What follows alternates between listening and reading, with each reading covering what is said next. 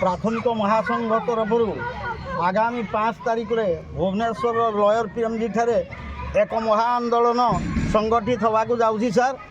ସେଇଥିପାଇଁ ତା ପୂର୍ବରୁ ଯଦି ରାଜ୍ୟ ସରକାର ତାଙ୍କର ଆନ୍ତରିକତା ଅଛି ତାହେଲେ ଶିକ୍ଷକମାନଙ୍କର ଯେଉଁ ମୂଳ 2ଟି ଦାବି ବହୁ ପ୍ରତୀକ୍ଷିତ ଦାବି ସାର୍, ଏ 2017 ମସିହାରୁ ଆନ୍ଦୋଳନରତ ଶିକ୍ଷକମାନଙ୍କୁ ଦିଆ ହେଇନି, ଦାବି ପୂରଣ ହେଇନାହିଁ।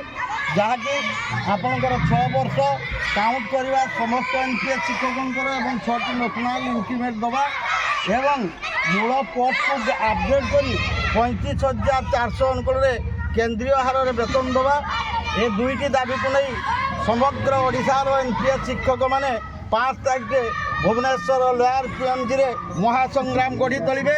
ଯଦି ଦାବି ତା ପୂର୍ବରୁ ପୂରଣ ହୁଏ ଭଲ, ନହେଲେ ସେଥିପାଇଁ ଆମର ରାଜ୍ୟ ସରକାର ଦାୟୀ ରହିବେ। ଏବେ ସେହିପାଇଁ ଏ ଦାବିପତ୍ର ଆପଣଙ୍କୁ ଦେଉଛୁ ଆମେ। ଏ ଦାବିପତ୍ର ଗୁଡ଼ିକ ରାଜ୍ୟ ମୁଖ୍ୟମନ୍ତ୍ରୀ, ମୁଖ୍ୟ ଶାସନ ସଚିବ, ଶିକ୍ଷାମନ୍ତ୍ରୀ, ଶିକ୍ଷା ସଚିବ ଏବଂ ରାଜ୍ୟ ପ୍ରକଳ୍ପ ନିର୍ଦ୍ଦେଶକଙ୍କ ଉଦ୍ଦେଶ୍ୟ ଦିଆହେଇଛି। ଏହାକୁ ମେଲ୍ ବା ଫାକ୍ସ ମାଧ୍ୟମରେ 5 ତାରିଖ ପୂର୍ବରୁ ଆପଣ ଏହାକୁ ତାଙ୍କ ନିକଟକୁ ପଇଠ କରିବେ, ଏହା ଆମର ଅନୁରୋଧ ରହିଲା ସାର୍। ଧନ୍ୟବାଦ।